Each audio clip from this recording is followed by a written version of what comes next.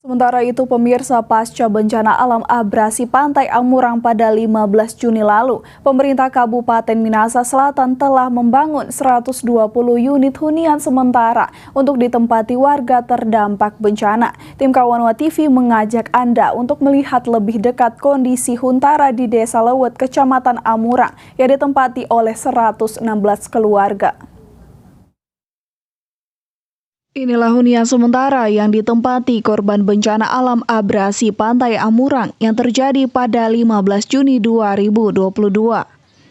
Dibangun di atas lahan seluas 1,2 hektar dengan anggaran 1,5 miliar yang dialokasikan dari APBD pemerintah Kabupaten Minahasa Selatan.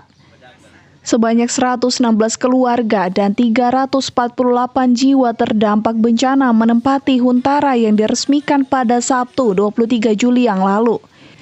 Total ada 120 unit hunian dengan ukuran 4 x 6 meter.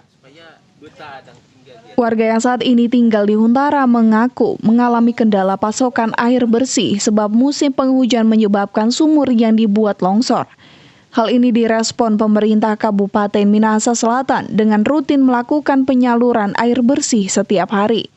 Kalau persoalan Kamtibmas di sini aman. Cuma yang menjadi kendala di sini mengenai air bersih. Memang jadi kendala sebab ada beberapa mesin yang sampai saat ini mati dan tidak bisa dipergunakan karena cuaca hujan. Malah ada yang sumur-sumur yang dibuat oleh masyarakat setempat itu longsor. Jadi tertutup kembali. Jadi dari kami pemerintah yang ada di kelurahan memohon kepada Pemkab dan PNPB untuk boleh mengadakan air bersih. Oh, jadi dan masalahnya pengadaan ya? Ya bersyukur respon dari pemerintah kabupaten cepat. Dan setiap hari itu ada penyaluran air bersih.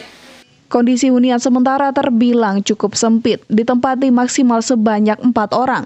Jika dalam satu keluarga ada lebih dari 5 orang, maka akan mendapat 2 unit. Warga pun hanya bisa berharap hunian tetap yang dijanjikan pemerintah dapat segera terrealisasi. Ya beda tuh rasa di rumah di sini. Cuma mesti hadapi, mesti jalani apa yang dialami sekarang. Berharap ada janji kasih hunian tetapkan, ya berharap kalau memang semua direalisasi untuk hunian tetap, ya menunggu pemerintah. Selain menyiapkan posko pelayanan kesehatan, warga mengaku masih menerima bantuan berupa makanan olahan, sembako, dan kebutuhan mandi dari pemerintah Minahasa Selatan. Diketahui bencana alam abrasi Pantai Amurang menyebabkan 36 rumah tenggelam. Sedangkan 30 rumah yang masuk dalam zona 20 meter dan 48 rumah dalam zona 50 meter dari lokasi longsor ikut terdampak sebab sudah tidak bisa ditempati. Tim Liputan Kawanwa TV melaporkan. Berbagai informasi akan kami hadirkan usai jeda, tetaplah bersama kami.